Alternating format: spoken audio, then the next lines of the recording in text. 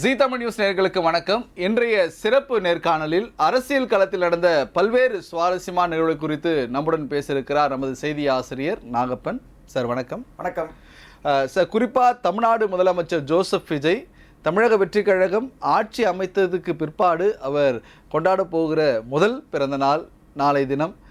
தமிழகம் முழுவதும் ஒரு ஆரவாரத்துடனும் தாவேகா தொண்டர்கள் அதுக்கான ஏற்பாடுகளை செஞ்சுட்டு வராங்க. மற்றொரு புறம் தமிழ்நாடு முதலமைச்சர் ஜோசப் விஜய்வுடைய பிறந்தநாளுக்கு முக்கிய அறிவிப்பு வரும் என தமிழக மக்கள் காத்திருக்கிறாங்க. நாளை தினம் வெளியாகக்கூடிய அறிவிப்பு என்ன, அதன் பின்னணி என்ன சார்? நாளை சட்டப்பேரவை நடைபெற இருக்கிறது. முதலமைச்சருடைய பிறந்த நாளுக்கு எதிர்க்கட்சி தலைவர்கள் உட்பட எல்லோரும் வாழ்த்து சொல்ல இருக்கிறார்கள். அமைச்சர்கள், எம்எல்ஏக்கள் ஒரு விழா கோலமாக தமிழ்நாடு தயாராயிட்டு வருதுன்னே சொல்லலாம். இது மட்டும் இல்லாமல் ஒரு முக்கியமான அறிவிப்பு வெளியாக போகிறது. என்ன அறிவிப்பா, யாருக்காக அந்த அறிவிப்பு இருக்கும் அப்படின்னு பார்த்தா, குழந்தைகள் பெண்களுடைய நலன் கருதி ஒரு முக்கிய அறிவிப்பு இருக்கும் அப்படின்னு எதிர்பார்க்கப்படுகிறது. ஏற்கனவே மகளிர் உரிமை தொகை 2500 ரூபாய் வழங்கப்படும் என்று தாவேகா தேர்தல் வாக்குறுதியாக கொடுத்தது. அந்த தேர்தல் வாக்குறுதி நாளைக்கு அறிவிப்பாக வரும் அப்படிங்கிற ஒரு எதிர்பார்ப்பும் இருக்கு. இது இல்லாமல் ஒரு புதிய அறிவிப்பு குழந்தைகள் பெண்கள் நலன் கருதி வெளியாகும்ன்ற இது இருக்கு. ஒரு வரலாற்று சிறப்புமிக்க நாளாக முதலமைச்சருடைய விஜயினுடைய பிறந்த நாளை கொண்டாட வேண்டும் அப்படிங்கிறது தான் தாவேகாவுடைய திட்டம். அந்த திட்டம் நாளைக்கு என்னவா இருக்கு அப்படிங்கிறத ஒரு சின்ன சஸ்பென்ஸ் இருக்கு. கண்டிப்பாக இது ஒரு புறம் இருக்க, தமிழக வெற்றி கழகம் ஆட்சி பொறுப்பேற்றவுடன், அதாவது 17வது சட்டப்பேரவை கூட்டத்தொடர் அண்மையில் நடந்தது. ஆளுநர் உரையுடன் தொடங்கிய இந்த சட்டப்பேரவையில் வந்தே மாதரம் பாடப்படும் என எதிர்பார்க்கப்பட்டது. ஆனால் தமிழ் தாய் வாழ்த்துடன் துவங்கி தேசிய கீதம் 2வது ஒலிக்கப்பட்டது. பின்னர் நிகழ்ச்சி நிறைவில் தேசிய கீதம் ஒலிக்கப்பட்டதை பார்க்கிறோம். எதிர்க்கட்சிகளும் ஆளுநர் உரைக்கு வரவேற்பு தெரிவிச்சிருந்தாங்க. ஏனென்றால் தமிழக அரசு தயாரித்து கொடுத்த இந்த ஆளுநர் உரையை ஆளுநர் ஒரு எழுத்து கூட மாற்றாமல் அப்படியே வாசித்தது ஒரு பெரும் வரவேற்கத்தக்கதான ஒரு உரையாகவே ஆளுநர் உரையானது எதிர்க்கட்சியாலும் வரவேற்கப்பட்டதா இருந்தது நாம் பார்க்கிறோம். திமுகவே மோதல் போக்கை கடைபிடித்து வந்த ஆளுநர் அது ஒரு காலமாக இருந்துச்சு. தாவேகா ஆட்சி அமைத்த பிறகு தாவேகா அரசுக்கும் ஆளுநருக்குமான போக்கு இணக்கமான ஒரு போக்கா மாறி இருக்கிறத பார்க்குறோம். வந்தே மாதரம் தான் பதவியேற்பு விழாவிலையும் பாடப்பட்டது. அப்போ இங்கே சட்டப்பேரவை கூட்டத்தொடர் தொடங்கும் போது ஆளுநர் வந்தே மாதரம் பாடாவிட்டால் என்ன செய்வார் அப்படிங்கிற எதிர்பார்ப்பு இருந்தது. உரையை சரியாக படிப்பாரா, ஒரு வரி கூட விடாமல். இப்போ தாவேகா அரசுக்கு அவர் ஆதரவாக இருக்காரா, இணக்கமாக இருக்காரா அப்படிங்கிற கேள்விகள்லாம் எழுந்தது. ஆனால் திமுக ஆட்சியில் நடந்த எந்த ஒரு விஷயமுமே இப்போ நடக்கலை. ஒரு புரோட்டோகால் ப்ரொசீஜர், ஒரு உள்துறை அமைச்சகத்தினுடைய ப்ரொசீஜர் படி ஆளுநர் பங்கேற்கும் விழா, ஆளுநருக்கு தேவையான அந்த இடத்துல நடக்கிற விழாவில் வந்தே மாதரம் பாடப்படுங்கிற விதியாக சொல்லப்பட்ட நிலையில் நிதி ஆயோக் கூட்டத்தில் முதலமைச்சர் விஜய் பங்கேற்றாரு. அங்கே அவர் ஒரு கோரிக்கை வைத்திருக்கிறதாக சொல்லப்படுகிறது. அப்போது தான் இந்த வந்தே மாதரம் சர்ச்சையை ஏற்கனவே பிரதமரை சந்திக்கும் போதும் ஏற்கனவே தமிழ்த்தாய் வாழ்த்து தான் பாடப்படணும், இது மாநில நலன் சார்ந்து மாநில உரிமை சார்ந்து ஒரு மொழிக்கு முக்கியத்துவம் கொடுக்கணுன்றதுனால அதற்கான கோரிக்கையை பிரதமரை பார்க்கும்போது முதலமைச்சர் விஜய் கொடுத்தாரு. அதை அடுத்து நிதி ஆயோக் கூட்டத்தில் பங்கேற்ற பிறகும் கூட இந்த வலியுறுத்தல் இருந்திருக்கு. என்னன்னா, நாங்கள் மத்திய அரசோடு எதிர்த்து சண்டை போடுகிற பழி போடுகிற மனநிலையிலையோ அந்த விஷயத்தையோ நாங்கள் பண்ண போதில்லை. ஒரு இணக்கமான உறவோடு தான் நாங்கள் இருக்கணும்னு நினைக்கிறோம். அதே மாதிரி மொழி சார்ந்த விஷயங்களில் ஆளுநர் உள்ள சில விஷயம் விரும்பத்தகாத விஷயங்கள் நடக்கிறதுனால மொழிக்கான விஷயங்கள் நொறுங்கி போகிற வாய்ப்பு இருக்குது. இதில் ஆளுநர் தலையிடுறதும் சரியாக இருக்காதுன்னு முதலமைச்சர் விஜய் தரப்பில் மத்திய அரசுக்கு கோரிக்கை வைக்கப்பட்டதாகவும், அதற்கு அடுத்தபடியாகத்தான் இப்படி ஒரு விஷயம் நடந்தது. அப்போ டெல்லி சந்திப்பில் முக்கியமான ஒரு கோரிக்கையை தாவேகா வைத்தபோது, முதலமைச்சர் விஜய் வைத்தபோது மத்திய அரசு ஏற்றுக்கொண்டது அப்படிங்கிறது தான் இது பார்க்க முடியுது. அதனால தான் இந்த மோதல் போக்கு இல்லை, ஒரு இணக்கமான போக்கு. இதையெல்லாம் தாண்டி முன்கூட்டியே பார்த்தோம்னா தாவேகா அரசுக்கும் மத்திய அரசுக்குமான உறவு எப்படி இருக்கும் அப்படின்னு பார்த்தா, 1000 கோடி பேரிடர் நிவாரண நிதி ஏற்கனவே விடுவிச்சிட்டாங்க. செங்கோட்டையன் அறிவிச்சார் அமைச்சர்.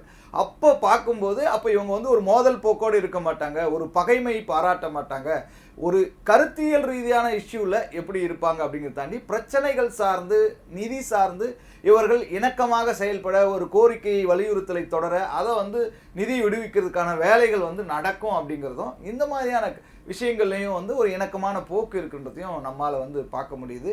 ஆனால் திமுக ஆட்சி காலத்தில் இப்படி ஒரு சம்பவம் நடக்கலை. இந்த விஷயத்தை தனக்கான கிரெடிட்டாக தாவேகா வந்து எடுத்துக்குது. அதை வந்து மக்கள் மன்றத்திலையும் வந்து பதிவு பண்ணியிருக்காங்க.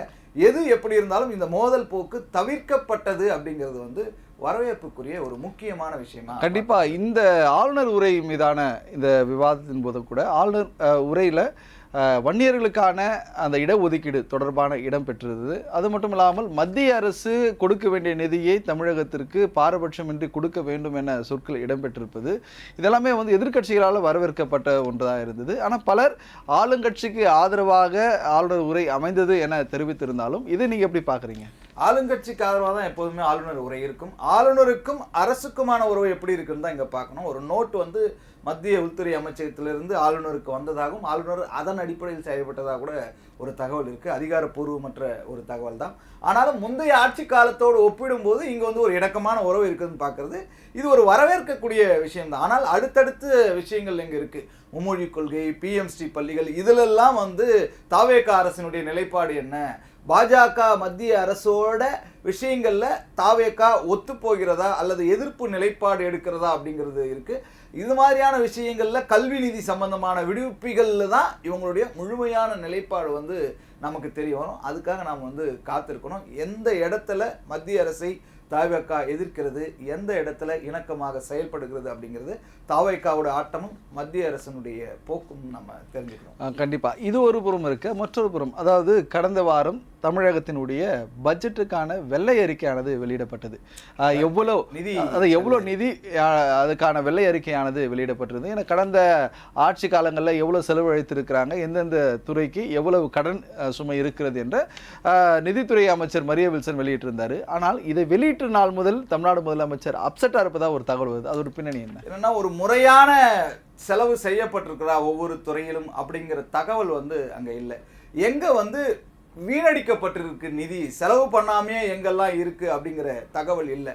இதனால முதலமைச்சர் விஜய் அப்செட் ஆயிருக்கிறதா தகவல் வந்திருக்கு. இன்னொரு பக்கம் மரிய வில்சன் வந்து தட்டு தடுமாறி தமிழை வந்து திக்கி திணறி பேசுனதும் பேசுபொருள் ஆனதுனால துறை மாற்றம் நடந்தது. முதல் வந்து நிதியமைச்சராக வந்து செங்கோட்டையன் நியமிக்கப்பட்ட பிறகு அதுக்கு பிறகு வந்து வருவாய்த்துறை அமைச்சராக அவர் வந்து மாற்றப்பட்டு இங்கே வந்து மரிய வில்சனுக்கு கொடுத்தாங்க. ஒருவேளை இது மாற்றப்படாமலேயே இருந்திருந்தால் இன்னும் சரியாக இருந்திருக்கும். ஒரு அனுபவம் வாய்ந்த ஒரு அமைச்சர் செங்கோட்டையன், அவர் வந்து இன்னும் ஈஸியாக வந்து கரெக்டாக ஹேண்டில் பண்ணியிருப்பாரோ அப்படின்ற ஒரு விஷயமும். இன்னொரு பக்கம் இந்த நிதிநிலையுடைய வெள்ளை அறிக்கையில் இன்னும் மைனஸ், திமுகவை சுட்டி காட்டுகிற, திமுகவை இடித்துரைக்கிற, திமுக எந்த விஷயத்திலலாம் கோட்டை விட்டு இருக்கு, சொதப்பி இருக்குன்ற விஷயத்தை சரியா வெளிப்படுத்தலை அப்படிங்கிற விஷயம் வந்து முதலமைச்சர் விஜய் வந்து அப்செட் ஆயிருக்கு. இப்போ திமுகவை வந்து நம்ம வந்து கார்னர் பண்ற ஒரு விஷயத்தை ஈஸி கேரிங்காக ஹேண்டில் பண்ணியிருக்காங்களே அப்படிங்கிற ஒரு வருத்தம் வந்து அவருக்கு இருக்கு. கண்டிப்பா இது ஒரு புறம் இருக்கு. மற்றொரு புறம் அமைச்சரவையில் பாமக இடம்பெறுகிறதா என்ற ஒரு கேள்வி எழும்பிருக்கு. இதில் அப்செட்டாக விசிகாவுக்கு ஒரு அப்செட் ஒன்று ஏற்பட்டிருக்கு. ஏன்னா பாமகவும் விசிகாவும் ஒரு கூட்டில் இருக்க மாட்டாங்க. அது அரசியல் வட்டாரங்களும் தெரிஞ்ச ஒன்று. இருக்கும்பொழுது தாவேகா கூட்டணியில் இடம்பெறுகிறதா பாமக? திமுக கூட்டணியில் இருந்த விசிக, ஐயுஎம்எல், கம்யூனிஸ்ட் கட்சிகள் எல்லாம் வெளியேறிவிட்டன, அதிகாரப்பூர்வமாக அறிவித்து விட்டன. எல்லோருமே தாவேகா அரசுக்கு 5 ஆண்டு தொடர்வதற்கு முழுமையான ஆதரவை கொடுக்குறேன்னு சொன்னாங்க. அதன் அடிப்படையில் தான் வந்து விசிகாவுக்கும் ஐயுஎம்எலுக்கும் அமைச்சரவையில் இடம் கிடைச்சது. ஆனாலும் கூட விசிகாவுக்கும் ஐயுஎம்எலுக்கும் ஒரு விஷயம் பார்க்கும்போது திமுக கூட்டணி இவ்வளவு காலம் இருந்து வந்த பிறகு ஒரு டவுட் வந்து தாவேகாவுக்கு இருக்குது. ஒருவேளை ஆதரவை வந்து வாபஸ் பெற்று விட்டால் என்ன பண்ணுறது அப்படிங்கிற கேள்வி இருக்குது. அப்போ விசிகாவுக்கு செக் வைக்கணும் அப்படிங்கும்போது இங்கே வேறு யார் இருக்காங்க விசிகாவுக்கு செக் வைக்கிறதுனா பாமக இருக்குது, 4 எம்எல்ஏக்கள் இருக்காங்க. அப்படின்னும் போது அந்த 4 எம்எல்ஏக்களோட ஆதரவு வந்து தாவேகாவுக்கு. ஏன்னா ஆதரவு கேட்கும்போது அன்புமணி, அதாவது சௌமியா அன்புமணி தெரிவிச்சிருந்தாங்க, நாங்கள் நடுநிலையாக இருக்கிறோம், அவங்க வாக்கு வந்து நாங்கள் அளிக்கலை அப்படின்னு சொல்ல, நாங்கள் வந்து இதுக்கு நடுநிலையாக இருக்கிறோம் தான் தன்னுடைய வாக்கு அளிச்சிருக்கோம். களம் மாறி இருக்கு, காட்சி மாறி இருக்கு. ஏன்னா அனைத்து கட்சி கூட்டத்தை பாமக நடத்துனுச்சு. ஜாதிவாரி கணக்கெடுப்பு நடத்த வேண்டும் அப்படிங்கிற ஒரு தீர்மானத்தை வந்து நிறைவேற்றினாங்க. இங்க வந்து முதலமைச்சரை சந்திச்சு அந்த தீர்மானத்தை கொடுக்கும்போது ஒன்றிய அரசு சாதிவாரி கணக்கெடுப்பு நடத்தும் போது ஒரு சமூக நீதியான ஒரு சர்வேவை தமிழ்நாடு அரசு மேற்கொள்ளும் அப்படின்னு விஜய் வந்து அன்புமணிக்கு உத்தரவாதம் கொடுத்திருக்காரு. அதுலதான் அன்புமணி சந்தோஷமாயிட்டாரு. ஆளுநருடையிலும் அது இடம்பெற்றிருப்பது பாமகவால் வரவேற்கப்பட்ட ஒன்றாக இருக்கிறது. அப்படியான விஷயத்தினால நம்ம வந்து அமைச்சரவை நெருங்கி போவதற்கான ஒரு பாசிட்டிவ் சிக்னலா வந்து அன்புமணி பார்க்குறாப்புல. அவருக்கும் அவரது மனைவியை வந்து சௌமியா அன்புமணியை அமைச்சராகி அழகு பார்க்கணும் அப்படிங்கும்போது இந்த மாதிரியான விஷயங்கள் வந்து தானாகவே தற்செயலாகவே அந்த சந்திப்புகள் வந்து இணக்கமான ஒரு சூழலை ஏற்படுத்தும் போது இப்போ அமைச்சரவையில் பாமக இடம்பெறுமா அப்படிங்கிற ஒரு கேள்வி எழுந்திருக்கு. ஆனால் தாவேகா இது வந்து ஒரு சந்தர்ப்பவாத அரசியலாக வந்து விசிகாவுக்கு செக் வைக்கிறதுக்காக பாமகவோடு நெருங்குகிற இணக்கமாக இருக்கிற ஒரு போக்கை வந்து கடைபிடிக்குது.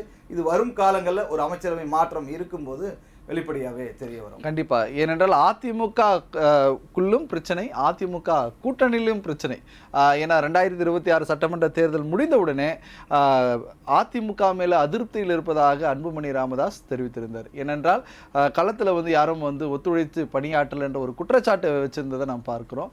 பல இடங்களில் வந்து பாமகவுடைய ஆதரவால் தான் அதிமுக வெற்றி பெற்றது என்ற ஒரு நிலைப்பாடம் வந்து வெளிப்படையாகவே போட்டு வச்சிட்டாரு. ஒரு 31 தொகுதிகளில் அதிமுக கூட்டணி வெற்றி பெறுவதற்கு, குறிப்பா அதிமுக 47 எம்எல்ஏக்கள் 31 எம்எல்ஏக்கள் வெற்றி பெற பாமகவை தான் அவசியம், இல்லைன்னா 8-9 தொகுதிகளில் தான் அதிமுக ஜெயிச்சிருக்குன்னு போட்டு உடைச்சார். ஒருவேளை அவர் பாமகவை நோக்கி நகர்கிறாரா அப்படிங்கிற சந்தேகம் கூட இருந்தது. இதெல்லாம் வந்து பாமகவுக்கு பலமா இருந்தது. ஏன்னா வந்து தேசிய ஜனநாயக கூட்டணியில் பாமக ஒரு அசைக்க முடியாத ஒரு வாக்கு சதவீதத்தை 2026 சட்டப்பேரவை தேர்தலில் காட்டும்போது தேசிய ஜனநாயக கூட்டணியிலேயே இருப்பது அவருக்கு எந்த பலனையும் இப்போது தராத போது, ஒரு எம்பி ராஜ்யசபா சீட் அப்படிங்கிறத தாண்டி தராத போது அதை நோக்கி ஒரு கட்சியை வலுப்படுத்துவதற்காக வளர்ப்பதற்காக தாவேகாவோடு இன்னைக்கு இருக்கிற எல்லா கட்சியை சார்ந்தவர்களும் வந்து தாவேகாவை நோக்கி நகராங்க.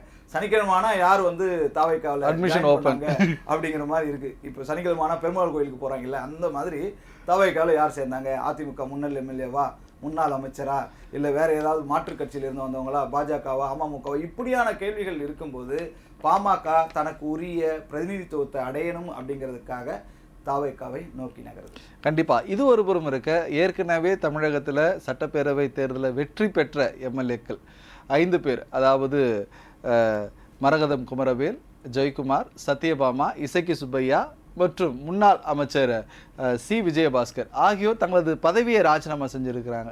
இப்போ ராஜினாமா செய்தவர்களுக்கு இதுவரையும் பதவிகள் தாவேகாவில் இணைந்தவர்களுக்கு வழங்கப்படவில்லை. இன்னும் முக்கிய குறிப்பாக முன்னாள் அமைச்சர் சி விஜயபாஸ்கர் நாளைய தினம் தாவேகாவில் இணைய உள்ளதாக ஒரு தகவலானது வெளியாக இருக்கிறது. நடப்பது என்ன? அவருக்கு பதவி அளிக்கப்படுமா? ஏன்னா தமிழ்நாடு முதலமைச்சர் முன்னிலையில் தான் தாவேகாவில் இணைய வேண்டும் என்ற ஒரு வலியுறுத்தல் விஜயபாஸ்கர் வைத்ததாக கூறப்படுகிறது. சனிக்கிழமையே அவர் இணைந்திருக்க வேண்டியது. ஆனால் முதலமைச்சருடைய பிறந்த நாள் வரலாற்று சிறப்புமிக்க ஒரு நாளாக மாறுகின்ற அந்த தருணத்தில் இணைவது தனக்கும் பெருமை அளிக்கக்கூடிய ஒரு விஷயமா இருக்கும். தாவேகாவுக்கும் அது ஒரு பெரிய கௌரவமாக இருக்கும் அப்படின்னு அவர் ஃபீல் பண்ணி தான் இப்போ சேர்றதுக்கான தகவல் வந்து வெளியாக இருக்குது. ஏற்கனவே எம்எல்ஏ பதவி ராஜினாமா செய்து விட்டார் அப்படிங்கிற நிலையில் நாளைக்கு அவர் சேருவதாகத்தான் தகவல்.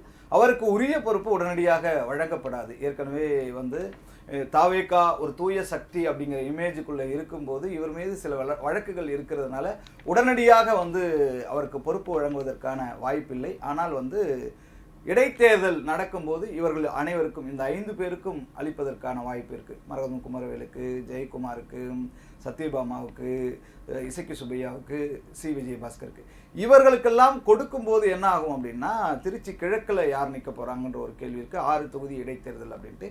இந்த இடைத்தேர்தல் முடிந்த பிறகு தான் வாரிய தலைவர் பதவிகள் வந்து இருக்கும். இப்போ வாரிய தலைவர் பதவியெல்லாம் முடித்த பிறகு இவர்களுக்கு என்ன பொறுப்பு அப்படிங்கிறது இருக்குது. ஏற்கனவே தாவேகா கட்சிக்குள்ளே நிறைய சிக்கல்கள் இருக்குது. விஜய் நற்பணி இயக்கம், மக்கள் இயக்கம், இப்படி ஒர்க் பண்ணிட்டு வந்தவங்களுக்கெல்லாம் இப்போ வந்து வாய்ப்பு கொடுக்கப்படுமா அப்படிங்கிற ஒரு கேள்வி இருக்குது. நிறைய பேர் ஆரம்ப கட்டத்திலிருந்து உழைச்சவங்க இருக்காங்க. ஆனால் இன்னைக்கு மாற்றுக் கட்சியிலிருந்து அலையாக படைப்படையாக வந்துகிட்டு இருக்காங்களே, அப்போ நமக்கான முக்கியத்துவம் போயிடுமோ அப்படிங்கிற ஒரு மனத்தாங்கல் வந்து. ஏன்னா தாவேகாவுடைய பொதுச் செயலாளர் என் ஆனந்த் தெரிவிச்சிருந்தாரு, அதாவது அதிமுகவிலிருந்து மூத்த அமைச்சர்கள் தாவேக்காவில் இணையும் பொழுது கூட முன்னாள் அமைச்சர்கள் இணையும் பொழுது அவர் ஒரு கருத்துரை பதிவு பண்ணார். ஏற்கனவே மக்கள் இயக்கம் முதல் தலைவர் என்ற தினம் முதல்வர் ஆவாரா என்று தெரியாமல் அவருக்காக போஸ்டர் ஒட்டியவர்கள் பலர் இங்கே இருக்கிறாங்க. அவர்கள் தான் இன்னைக்கு மாவட்ட செயலாளராகவும் நகர செயலாளராகவும் ஒன்றிய செயலாளராக இருக்கிறாங்க. நீங்கள் அவங்களை அணுகி அவங்களுக்கு ஒத்துழைப்பாக செயல்படுங்க, உங்களுக்கான பதவி தேடி வரும் அப்படின்னு வந்து தெரிவிச்சதார். அப்போது மூத்த அமைச்சர் முன்னாள் அமைச்சர்களாக பதவி ஆற்றி வந்தவங்க மாவட்ட செயலராக அதாவது மாற்றுக் கட்சியில் இருந்து தற்போது தாவேக்கால் இணைந்தவர்களுக்கு இது பதவி வழங்கப்படாதது ஒரு சோர்வை ஏற்படுத்தாதா? சோர்வை ஏற்படுத்தாது. அவங்க வந்து ஒரு சுயநலனுக்காகவும் இன்னொரு பக்கம் பதவிக்காகவும் தான் இங்கே வர்றாங்க. அதுக்கு ஒரு டைம் வந்து தாவேக்கா எடுத்துக்குது. என்னன்னா இப்போ வந்து இடைத்தேர்தல் நடத்தணும், அந்த 6 தொகுதிகளுக்கான வேட்பாளர்கள் நியமிக்கணும். திருச்சி கிழக்கில் யார் அப்படிங்கிற ஒரு கேள்வி இருக்கு. சகாயம் ஓய்வு பெற்ற ஐஏஎஸ் அதிகாரி சகாயத்தை சொன்னாங்க, இல்லை அவர் வந்து விரும்பலை அப்படின்னு சொல்லிட்டாங்க. இப்போ ராகவா லாரன்ஸ் வந்து அட்டண்டன்ஸ் போட்டிருக்காரு. ஆர்கே ராஜா விஜய் நற்பணி மக்கள் இயக்கத்தை சார்ந்தவர், அவர் இருக்கலாமா அப்படின்ட்டு. இன்னொரு பக்கம் கூப்பா கிருஷ்ணனுடைய மகன் சிரஞ்சீவி சொல்கிறாங்க. சிரஞ்சீவி தான் திருச்சி கிழக்கில் விஜய் போட்டியிடுகிற போது மாற்று வேட்பாளராக இருந்தவர்.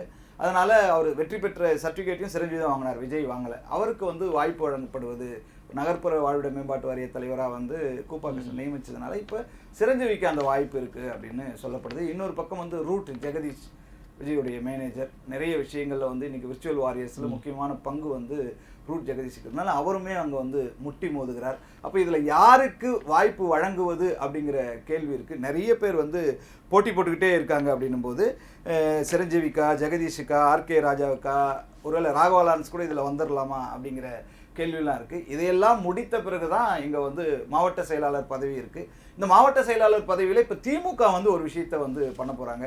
2 தொகுதிகளுக்கு ஒரு மாவட்ட செயலாளர் அப்படின்ட்டு. தாவேக்கா வந்து அதையே பீட் பண்ணலாமா அப்படின்னு யோசிக்கிறாங்க. ஒரு தொகுதிக்கு ஒரு மாவட்ட செயலாளர். ஏன்னா வந்து அப்போதான் வந்து இவ்வளோ பேருக்கு வந்து நம்ம பொறுப்பு கொடுக்க முடியும், பதவி கொடுக்க முடியும். புதுசாக வந்தவங்களுக்கு மட்டுமே இவங்களுக்கு வந்து வாய்ப்பு கொடுத்துட்டா, அதிமுகலேருந்து வந்தவங்க, திமுகலேருந்து வந்தவங்க, பாஜகலேருந்து வந்தவங்க அப்படின்னு அவங்களுக்கே வாய்ப்பு கொடுத்தா ஏற்கனவே கட்சிக்குள்ளே இருக்கிறவர்கள் விரக்தியான நிலைக்கு போயிடுவாங்க. அப்போது தூய சக்தின்னு சொல்கிறதும் எடுபடாது, மாற்றம்னு சொல்கிறதும் எடுபடாது. சொந்த கட்சியில் ஏற்கனவே இருந்தவர்கள் வந்து ரொம்ப விரக்தியான நிலைக்கு போயிடுவாங்க, வேலை செய்ய முடியாது. கட்டமைப்பை பலப்படுத்துவதற்காக சொந்த கட்சி நிர்வாகிகளை அல்லது தொண்டர்களை வந்து காவு வாங்க வேண்டிய நிலைக்கு தாவேக்கா போயிடக்கூடாதுன்ற குமுறலை வந்து தொண்டர்கள் வெளிப்படுத்துறதுனால ஒரு தொகுதிக்கு ஒரு மாவட்ட செயலாளர்னு போடும்போது இந்த சிக்கலை ஓரளவுக்கு ஈஸியாக ஹேண்டில் பண்ணிடலான்னு தாவேக்கா பிளான் பண்ணுது. இப்போ இடைத்தேர்தல் நடக்கணும். தாவேக்காவுக்கு வந்து இப்போ வந்து காங்கிரஸ் 5 எம்எல்ஏக்கள் ஆதரவு இருக்குது, ஐயுஎம்எல் விசிக கம்யூனிஸ்ட் கட்சிகளுடைய ஆதரவு இருக்குது. இருந்தாலும் இந்த 6 தொகுதிகளால் அவங்களுக்கு பெரிய மாற்றம் வந்துட்டு போதில்லை. ஆனாலும் இந்த 6 தொகுதிகள் ஜெயிக்கும் போது தான் தாவேக்காவோட செல்வாக்கு வந்து சரியாமல் இருக்குது அப்படிங்கிற ஒரு இமேஜ் வந்து அவங்களுக்கு தேவைப்படுது. ஏன்னா இந்த 1 மாத ஆட்சிக்கு பிறகு நடந்த நிறைய விஷயங்கள் வந்து தாவேக்காவுக்கு மேலே அதிருப்தியும் ஏற்படுத்தியிருக்கு. இன்னொரு பக்கம் சில முட்டு கொடுக்குறவங்களும் இருக்காங்க. இதையெல்லாம் தாண்டி பரவாயில்ல, ஒரு 6 மாதம் டைம் கொடுக்கணும் அப்படின்னு சொல்கிறாங்க. அப்போ இந்த இடைத்தேர்தல் வந்து எல்லோருக்குமே ஒரு ஆசிட் டெஸ்ட்டாக இருப்போது. அதிமுகவுக்கு ஆசிட் டெஸ்ட். நிறைய பேர் அலையலையாக தாவேக்காவுக்கு போகிறாங்க. அதை ஸ்டாப் பண்ணுறதுக்கும் அவங்களுக்கு தேவை. ஏற்கனவே தாவேக்காவுக்கு போனவங்க ஃபீல் பண்ணுற அளவுக்கு நம்ம அதிமுகவுக்கு வந்து 6 தொகுதிகளுமே நிற்கணும் அப்படின்னு நினைக்கிறாங்க. திருச்சி கிழக்கு தவிர மற்ற 5 தொகுதியில் அதிமுக தான் வெற்றி பெற்றிருக்கு. அந்த 5 எம்எல்ஏக்கள் போனால்தான் தான் இப்போ இடைத்தேர்தல் வருது. அப்போ நான் செல்வாக்கை வந்து நிரூபிப்பேன் அப்படின்றது இபிஎஸ் சபதமாக இருக்குது. ஆனாலும் இதில் வந்து நிறைய விஷயங்கள் இருக்குது. கூட்டணி கட்சிகள் என்ன பண்ணுது அப்படின்னா, அதிமுகவில் வந்து நீங்கள் ஒரு 3 தொகுதி வச்சுங்க, மீதி 3 தொகுதி எனக்கு கொடுத்துருங்க. இப்போ அம்பாசமுத்திரம் வந்து பாஜகவுக்கு கொடுத்துருங்க, திருச்சி கிழக்கு வந்து அமமுக கொடுத்துருங்க, மதுராங்கம் வந்து பாமக கொடுத்துருங்க. ஏன்னா மீண்டும் மீண்டும் அதிமுக போய் தன் கூட்டணியுடைய வலையில காப்பாற்றி கொள்ள வேண்டும். ஏன்னா பாமகவுக்கு ஒரு சீட்டு தரணும். ஏன்னா மரகத நின்ற வெற்றி பெற்ற இடத்துல பாமகவுக்கான ஓட்டு வங்கி அதிகமா இருக்கு. அப்போ அதிமுகவுடைய வாக்கு வந்து வரும்போது அங்க நிச்சயம் வந்து வெற்றி பெற வாய்ப்பா இருக்கும். பாமகவுக்கு அந்த இடத்தை ஒதுக்கணும் அப்படின்ட்டு அப்போ கூட்டணியை நம்பி மீண்டும் அதிமுக வந்து நகர்றதை நம்மளால பார்க்க அது ஒரு ஸ்ட்ராட்டஜியை அவங்க ஃபாலோ பண்றாங்க. என்னன்னா திமுக கூட்டணி உடைந்து விட்டது, அதிமுக கூட்டணி வலிமையாக உள்ளது. இப்படிப்பட்ட இடைத்தேர்தலிலும் அதிமுக 3 தொகுதிகளை தனக்குரியதாக வைத்துக்கொண்டு மீதி 3 தொகுதிகளை வந்து கூட்டணி கட்சிகளுக்கு ஒதுக்கியது என்ற ஸ்ட்ராட்டஜியை ஃபாலோ பண்ணலாம்னு இபிஎஸ் கிட்ட சொல்லியிருக்காங்க. அம்பாசமுத்திரத்தில் பார்த்தா நான் ரெட்டலிக்காக ஓட்டு கேட்கல, உங்களுக்கு யாரு நல்லவன் அப்படி நீங்களே வந்து தேர்ந்தெடுங்கிறது தான் மக்கள்கிட்ட வாக்கு கேட்டேன்ட்டு இசக்கி சுப்பையா அவருடைய ஸ்டேட்மெண்ட்டை சொல்றாரு. அப்படின்னும் போது அப்போ ரெட்டலை அதிமுக நின்று இரட்டலை சின்னத்தில் போட்டியிட்டு வெற்றி பெற்றவர், வெற்றி பெற்ற பிற்பாடு அவர் இந்த ஒரு அதாவது அது முன்மொழிகிறத நம்மளால் பார்க்க முடியுது. நான் யார் தொகுதியில் போட்டியிட ஒரு நல்லவனோ அவங்கள தேர்ந்தெடுங்க தான் மக்கள்கிட்ட கேட்டேன். மக்கள் என்ன தேர்ந்தெடுத்தாங்க. அப்போ அது அங்கேயே வந்து அந்த முரண்பாடுகள் வந்து மாறுகிறத நம்மளால் பார்க்க முடியுது. ஆனாலும் வந்து இப்போ அதிமுகவோட நிலைப்பாடு வந்து கூட்டணி கட்சிகளுக்கு ஒதுக்குற நிலைமையில இபிஎஸ் இல்லை. 6 தொகுதிகளிலும் அதிமுக தான் போட்டியிடணும், தன்னுடைய வலிமையை நிரூபிக்கணும், செல்வாக்கு இருப்பவர்களுக்கு வாய்ப்பு அப்படின்னு சொல்றாரு. திமுக இது தாண்டி இன்னொரு பக்கம் இது பண்ணுது. என்னன்னா திருச்சி கிழக்கில் வந்து அன்பில் மகேஷ் பொய்யாமொழி பொறுப்பாளராக போட்டிருக்காங்க. ஏற்கனவே விஜய் 97,000 வாக்குகள் பெற்று ஒரு 27,000 வாக்குகள் வித்தியாசத்தில் ஜெயிச்சாரு. அதனால அவர் 2 தொகுதிகளில் வந்து வெற்றி பெற்றதுனால ராஜினாமா பண்ணாரு. இப்போ இடைத்தேர்தல் வருதுனால அங்க வந்து கிறிஸ்தவர்கள் இஸ்லாமியர் ஓட்டு அதிகமா இருக்கு. சிறுபான்மையினர் வாக்குகள் வந்து அதிகம் உள்ள ஒரு தொகுதியாக திருச்சி கிழக்கு வந்து இடம்பெற்றிருக்கிறது. எப்படியாவது இந்த முறை வந்து திமுக வெற்றி பெற்றே செய்ய வேண்டும் என அன்பில் மகேஷ் பொய்யாமொழி அதுக்கான ஒரு களப்பணியை தற்பொழுது நடத்தி வருவதாகவும், அது வெற்றி பெற்றாலுடைய நான் தூங்க மாட்டேன்ற ஒரு சபதத்தை எடுத்திருப்பதாக தகவல் வருது. ஆமா, அதனாலதான் கிறிஸ்தவர் வாக்கு கூட விஜய்க்கு போயிட்டாலும், அதாவது டிவிகேக்கு போயிட்டாலுமே முஸ்லீம் வாக்குகளை வைத்து வெற்றி பெற வேண்டும் அப்படின்றதுக்காக பெரும்பாலும் ஒரு முஸ்லீம் வேட்பாளர் தான் திருச்சி கிழக்குல வந்து திமுக நிறுத்துறது ஐடியா இருக்கு. அன்பில் மகேஷ் நிறுத்தப்படவில்லை, நிறுத்தப்பட போவதும் இல்லை. அங்க வந்து ஒரு இஸ்லாமிய வேட்பாளர் நிறுத்தப்படுவது. திமுக தரப்புல போட்டியிட போறாங்க. திமுக தரப்புல தான் ஒரு இஸ்லாமிய வேட்பாளர் வந்து நிறுத்த போறாங்க. அவரை வெற்றி பெற வேண்டிய பொறுப்பு, சவால் வந்து அன்பில் மகேஷ் பொய்யாமொழிக்கு இருக்கு. மற்ற தொகுதியிலும் விஜய் இமேஜை உடைக்கணும் அப்படிங்கிற எண்ணம் வந்து உதயநிதிக்கு இருக்கு. அதனால வந்து சுற்றி சுழன்று நம்ம வந்து இந்த 6 தொகுதிகளில் தன்னுடைய வலிமையை நிரூபிக்கணுங்கிறதுல உதயநிதி வந்து தனி கவனம் வந்து எடுத்துட்டு இருக்காரு. இப்போ அம்பாசமுத்திரம் பார்த்தீங்கன்னா அனிதா ராதாகிருஷ்ணனுக்கு அந்த பொறுப்பு ஒதுக்கப்பட்டிருக்கு. நான் வந்து பார்த்துக்கிறேன், எனக்கு துணை பொதுச் செயலாளர் கொடுங்க, நான் வந்து நல்லா பார்த்துக்கிறேன், அந்த தொகுதியில் வேட்பாளரை வெற்றி பெற வைக்க வேண்டியது என்னுடைய பொறுப்பு, சாலமன் டேவிட்டையோ இல்லை வேற யாரையாவது வச்சு நம்ம பண்ணிக்கலாம் அப்படின்ற மாதிரி ஒரு பிளான் இருக்கிறதா சொல்லப்படுது. இன்னொரு பக்கம் வந்து மதுராந்தகம் தனி தொகுதி விசிகாவிலிருந்து வந்த பனையூர் பாபு, அவருக்கு வந்து மாவட்ட செயலாளர் ஆக்கி மதுராந்தகம் தனி தொகுதியில் நிற்க வைப்பதற்கான வாய்ப்பு இருக்கு. வீட்டையே மாத்திட்டு நீங்க அங்க வந்துருங்க, பனையூர்லேருந்து மதுராந்தகத்துக்கு வந்துருங்கன்னு சொல்ற அளவுக்கு உத்தரவு வந்து பறந்திருக்கு. அப்போ வந்து ஏற்கனவே விசிகாவில் அதாவது போட்டியிட்டு தோல்வி அடைஞ்ச கேத்ரின் அவங்க தான் வந்து அங்கே அதாவது விசில் சின்னத்தில் போட்டிட்டு 2ஆம் இடத்துக்கு தள்ளப்பட்டாங்க. ஆல்ரெடி அதாவது அவங்களுடைய அக்கா கரோலின் வந்து அரக்கோணத்தில் போட்டியிட்டு விசிகாவில் அவங்களும் தோல்வி விட்டாங்க. இங்கே விசில் சின்னத்தில் மரகதம் குமரர்களுக்கு எதிராக போட்டியிட்ட கேத்ரின் 2ஆம் இடத்துக்கு தள்ளப்பட்டாங்க. அப்போ அங்கேயும் விசிகாவுடைய எதிரலை வந்து அங்கே பார்க்கப்படும். இப்போ கூட்டணி கட்சி அப்படிங்கிறதுனால கூட்டணி விசில் சின்னத்துக்கு தான் ஆதரவாக இருப்பாங்க. ஆமா, விசில் சின்னத்துக்கு தான் ஆதரவாக இருப்பாங்க. ஆனால் வந்து இப்போ களம் மாறுது, கொஞ்சம் கொஞ்சமாக களம். இவர் விசிகாவிலிருந்து விலகி திமுகவில் போய் சேர்ந்த பனையூர் பாபு. ஆமா, அப்போ வந்து ஏற்கனவே விசிகாவும் விசில் சின்னமும் ஒரே அணியில் இருக்கும்போது பனையூர் பாபுவுக்கு எதிராக அந்த களம் மாறுகிறதா அல்லது திமுகவுக்கு ஆதரவாக மாறுகிறதா அப்படிங்கிறது தான் பார்க்கணும். இன்னும் காலம் இருக்கு அப்படிங்கிறதுனால அடுத்தடுத்த நடவடிக்கைகள் வச்சுதான் அதை சொல்லிட முடியும். கண்டிப்பா சார், இது ஒரு புறம் இருக்கு. அதிமுகவில் பல குழப்பங்கள் வந்து ஒவ்வொரு கட்டமா, அதாவது வாரத்துக்கு ஒன்றுன்றது ஒரு நாளுக்கு ஒரு குழப்பங்கள் வந்து அதிமுக அரங்கேறி வருவதை நாம் பார்க்கிறோம். பெரும் குழப்பத்தில் இருக்கிறார் எஸ்பி வேலுமணி. அவர் மட்டும் இல்லாமல் எம்ஆர் விஜயபாஸ்கர் அதிமுகவில் என்ன நடக்கிறது, ஏன்னா ஒரே குழப்பமாக இருக்குது. சட்டப்பேரவை முடிஞ்ச உடனே சிவி சண்முகம் சட்டப்பேரவைக்கு வரல, எஸ்பி வேலுமணி உள்ளிட்டோர் போய் அவர் மீண்டும் சந்திக்கிறாங்க. அவர் அப்பயும் தன்னுடைய விருப்பத்தை வந்து சிவி சண்முகம் தெரிவிக்கல. என்னதான் நடக்குது அதிமுகவில்? எம்ஆர் விஜயபாஸ்கர், எஸ்பி வேலுமணி இவங்களுக்கெல்லாம் எந்த பொறுப்பையும் இன்னும் அதிமுக பொதுச் செயலாளர் எடப்பாடி பழனிசாமி வழங்கவில்லை. விஜய்க்கு ஆதரவாக வாக்களித்ததாலேயே அவங்களுக்கு வந்து எந்த பொறுப்பும் கொடுக்காததுனாலே இவங்க பயங்கர அப்செட்டில் இருக்காங்க. சிவி சண்முகத்தை எஸ்பி வேலுமணியும் எம்ஆர் விஜயபாஸ்கரும் சந்தித்த போது எம்ஆர் விஜயபாஸ்கர் ஒரு ஸ்டேட்மெண்ட் சொல்கிறாரு.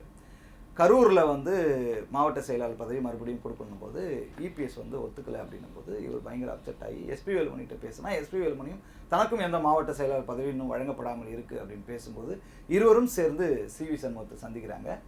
ஏதேனும் ஒரு கட்டத்தில் இணையவும் அப்படின்னு எதிர்பார்த்தவர்களுக்கு அப்படியான விஷயங்களே நடக்கல. பொதுக்குழு கூட்டத்தை கூட்ட வேண்டும்ன்ற வலியுறுத்தல் கோரிக்கையும் நிராகரிக்கப்பட்டது.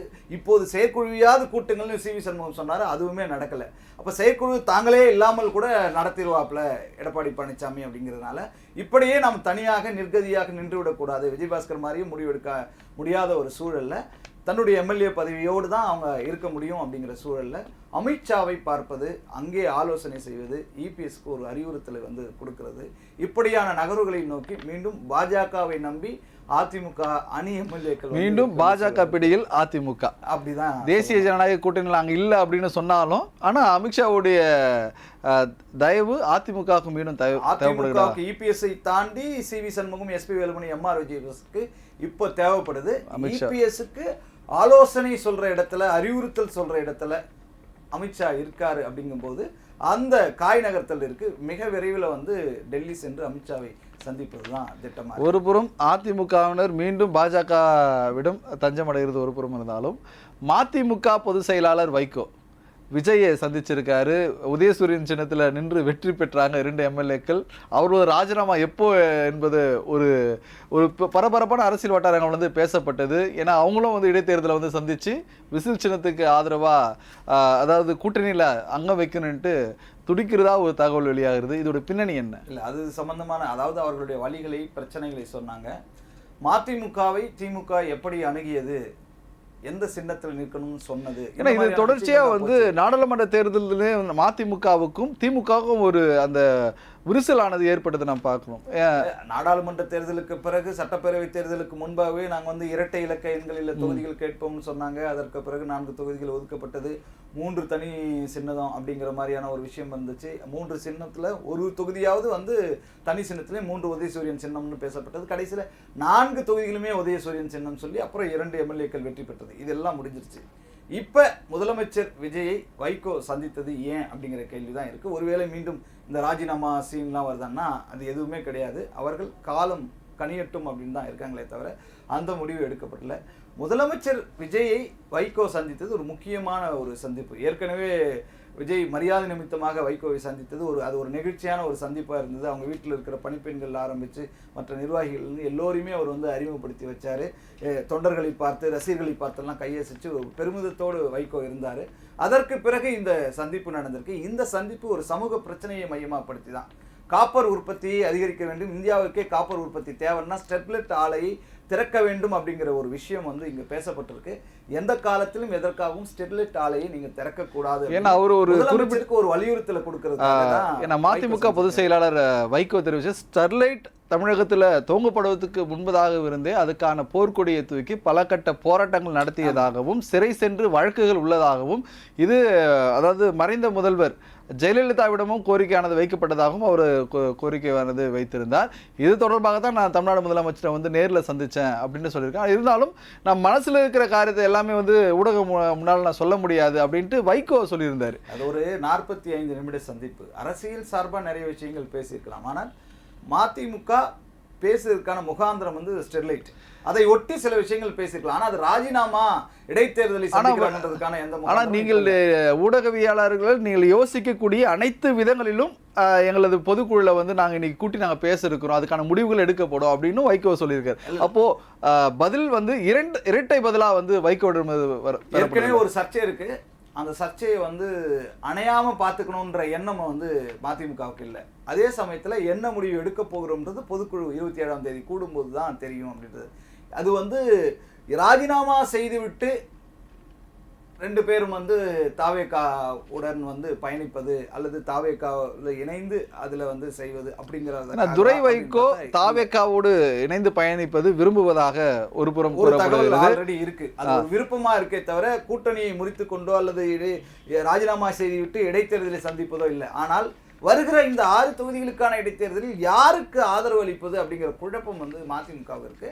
அந்த குழப்பத்திற்கு விடை காணும் விதமாகத்தான் இப்போ பொதுக்குழுவில் வந்து முடிவெடுக்க போகிறது.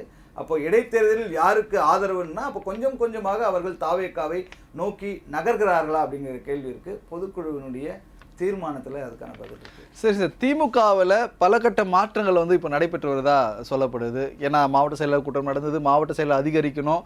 அது மட்டும் இல்லாமல் சர்ச்சைக்குள் உட்பட்டவர்களை வந்து தற்பொழுது பதவியில் பறிக்கப்பட்டு மற்றவங்களுக்கு தரணும் அப்படின்ட்டு ஒரு பல கூட்டங்கள் ஜென்சி டிஎம்கே ஏன்னா கட்சி வலுப்படுத்தணுன்றதுல திமுக தற்பொழுது தீவிரமாக இருக்கிறத நம்ம பார்க்குறோம்.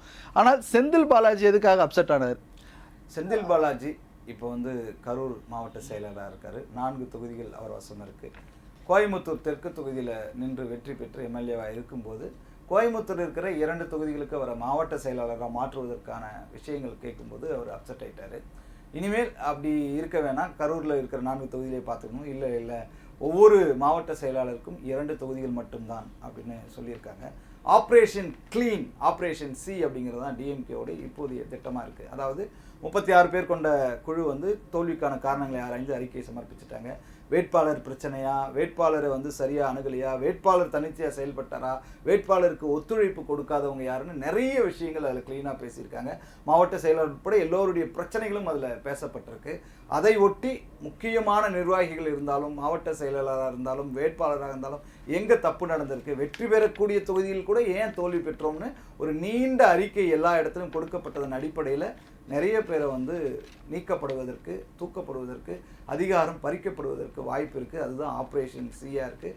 அதன் அடிப்படையில் தான் இப்போ 2 தொகுதிக்கு ஒரு மாவட்ட செயலாளர் இருக்கும்போது அதிகாரம் பகிர்ந்து அளிக்கப்படும். பழைய விஷயங்கள்லாம் இருக்கக்கூடாது.